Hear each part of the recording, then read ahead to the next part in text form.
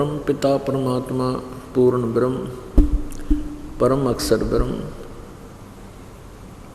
कबीर देव कबीर साहिब की असीम कृपा से आप जी को ये सत्संग उपलब्ध हुआ।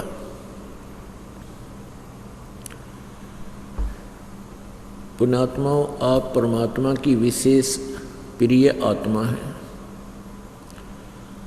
आपके ऊपर एक विशेष रजा है परमात्मा की कि आपको इस कलयुग में जन्म मनुष्य का मिला। और ये बिचली पीढ़ी का समय, अब ये भक्ति काल है, भक्ति का समय है। और इस समय की इंतजार परमात्मा ने 3 युग तक की।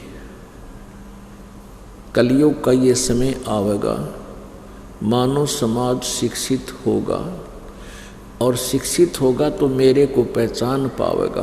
क्योंकि जिन सद्ग्रंथों को हम सभी यानी जो भी जिस धर्म से संबंधित है वो अपने धार्मिक सद्ग्रंथों को सत्य मानता है, परमात्मा ने विशेष रजा की है पवित्र हिंदू समाज के ऊपर, इन पुण्यात्माओं पर,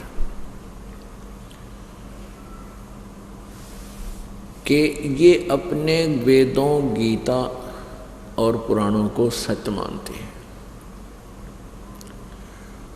परमेश्वर ने 600 वर्ष पहले वही ज्ञान जो गीता वेदों और पुराणों में था लिखा था, वही अपनी सिंपल भाषा में, साधारण भाषा में, सिंपल लैंग्वेज में कबीर वाणी के द्वारा लोकोक्तियों के माध्यम से, शब्दों दोहावलियों के माध्यम से 600 वर्ष पहले अपनी प्यारी आत्मा धर्मदास जी से लिपिबद्ध करवा दिया था।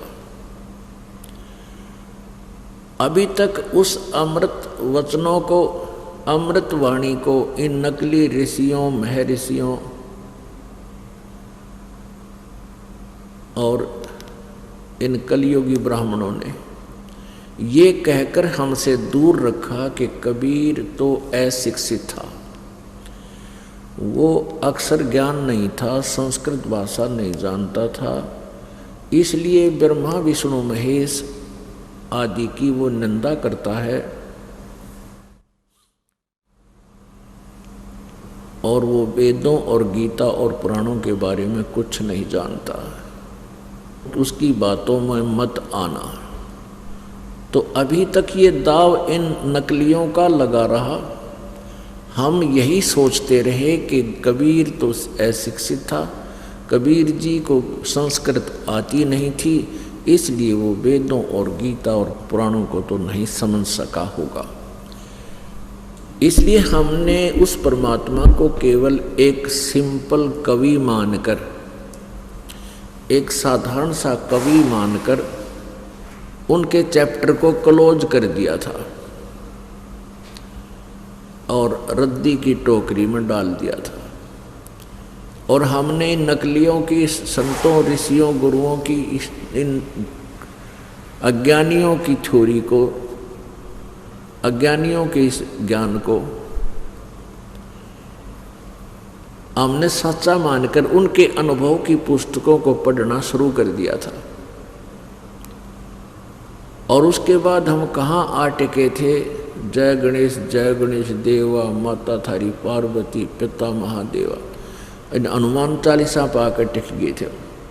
हम उस यथार्थ ज्ञान से हटकर दंत कथाओं से बनाकर किसी भी देव की स्तुति, उसी को हम आप पर गान लाएंगे, जिस कारण से हम परमात्मा के लाभ से घने दूर हो गए। परमात्मा से मिलने वाले लाभ से हम कोसों दूर हो गए, क्योंकि परमात्मा से लाभ प्राप्त करने की विधि हमारे पास रही नहीं, जिस कारण से हम नास्तिक होते चले गए, विकारी हो गए। कोई गुट्टी लाने लग गया, कोई बीड़ी तम्बाकू पीने लग गया, कोई चोरी करके सेठ बनना चाहता था, 2 नंबर के काम करने लग गए, कोई किसी प्रकार से अपने कर्म बिगाड़ने लग गया। प्रत्येक व्यक्ति चाहता है, जानता है कि परमात्मा कोई प्रबल शक्ति है और वो जो सुख देगा वो कोई नहीं दे सकता। इसलिए परमात्मा से लाभ लेने के लिए हम संतों, गुरुओं, ब्राह्मणों, ऋषियों, मंडलेश्वरों के पास गए और उन कर्महीनों को ज्ञान था ही नहीं, उन्होंने हमें सारी उल्टी पढ़ाई पढ़ा दी। कल आप प्रसंग सुन रहे थे, धर्मदास जी को परमात्मा समझा रहे थे कि ये तीनों गुण, रजगुण ब्रह्मा, सदगुण विष्णु, तमगुण शिव जी, इनकी पूजा करना व्यर्थ है। गीता जी अध्याय नंबर 7 के श्लोक नंबर 12 से लेकर 15 तक आपको प्रत्यक्ष दिखाया और समझाया। पुण्यात्माओं, यहाँ एक शंका उत्पन्न हो जाती है कि भी क्या ब्रह्मा विष्णु महेश यूजलेस हैं? कई भक्त प्रश्न करते हैं कि मैं तो विष्णु जी का बहुत ज़्यादा पुजारी हूँ, शंकर जी का मैं पुजारी हूँ, मेरा उनके अंदर एक विशेष घनिष्ठ संबंध है, लगाव हो चुका है, मैं उनको छोड़ नहीं सकता। और आपके गुरुजी विष्णु जी को छोड़ने के लिए कहते हैं, यानी देवताओं की पूजा नहीं करनी। पुण्यात्माओं, जब तक आप इस दास के पूरे ज्ञान को नहीं समझोगे, एक आंशिक वचन कहीं से सुन भी लिया, थोड़ा बहुत कोई कथा चल रही है, उससे में प्रमाण ना दे पाते हैं, तो उसी से आप ये समझ लेते हो कि रामपाल तो ब्रह्मा विष्णु महेश, विष्णु और शंकर आदि भगवानों से दूर करना चाहता है। नहीं, परमात्मा की वाणी है, तीनों देवा दिल में बसे, ब्रह्मा विष्णु महेश, प्रथम इनकी वंदना फिर सुन सतगुरु उपदेश। हम पहला मंत्र जो आपको देते हैं इन्हीं की मजदूरी का देते हैं, इनकी पूजा नहीं है वो। या फिर भ्रमित हो जाते हैं कि अभी एक तरफ तो गुरुजी कहते हैं ये पूजा के योग नहीं है, इनकी पूजा नहीं करनी चाहिए, पूजा केवल एक परमात्मा की करनी चाहिए, पूर्ण ब्रह्म की। इधर से प्रारंभ में मंत्र इनकी भी जाप दिए जाते हैं। पुण्यात्माओं, एक तो होती है पूजा, एक होता है सत्कार। पूजा और सत्कार में बहुत अंतर होता है, क्योंकि ब्रह्मा विष्णु महेश हमारे इस हमारे एक परिवार समझो, इसके अभिन्न अंग हैं और इन अंगों से हम दूर नहीं हो सकते और न ही इनको दूर किया जा सकता।